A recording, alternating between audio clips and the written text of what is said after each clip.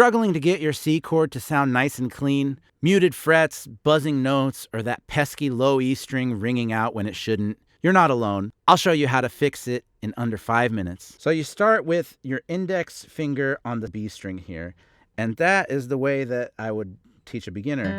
You just play the bottom 3 strings, and you want to avoid that fret buzz because you don't want to go down on the pad, because then you'll get these buzzes. You want to get right up on the tip. The arch is the key to avoiding that buzz. You don't want it flat, you want it arched. Then the next one, you want to have a second finger on the 2nd fret of the D string. So this is like an A minor 7th. Okay, again, you want to round it up and keep that arch in the finger. Most beginners place their fingers too flat when they start and they don't have enough curve, and it ends up sounding muddy, kind of like this. Right? So you really want to arch up. Now place your ring finger on the 3rd fret on the A string. That's the shape of the C. And again, you don't want it to sound like this. And it might at the beginning, but you have to just press real hard, gain some calluses, and really curve up in that arch. And in the beginning, it really helps to arpeggiate, which means play each string out one by one.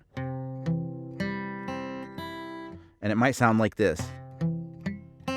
That's okay. Just keep playing, keep practicing, keep pressing hard and arching those fingers until you get a clean arpeggiation. And you'll be playing that clean C chord before you know it. Push those fingers up, arch it. Let me show you one pro tip. In this chord, as you see in the chord chart, you don't play the low E string, but sometimes your right hand might get a little bit excited and you might play it out by accident. So what you can do is you can take this 3rd finger and kind of, while you're pressing down, kind of slightly touch the low E string. Not so much that it rings out, but just enough so that it actually buzzes. So you're intentionally creating fret buzz. That way, when I play the chord, you don't actually hear the low E string if I hit that by accident with my right hand. Once you lock in this technique, you're set for a lifetime of clean chords, and it only takes a few minutes to get the technique right. Let me know if this helps. I've got more clarity tips coming for guitar chords down the line, so subscribe to the channel, ring the bell, and drop a thumbs up and a comment to help support the channel if you want to see more videos like this.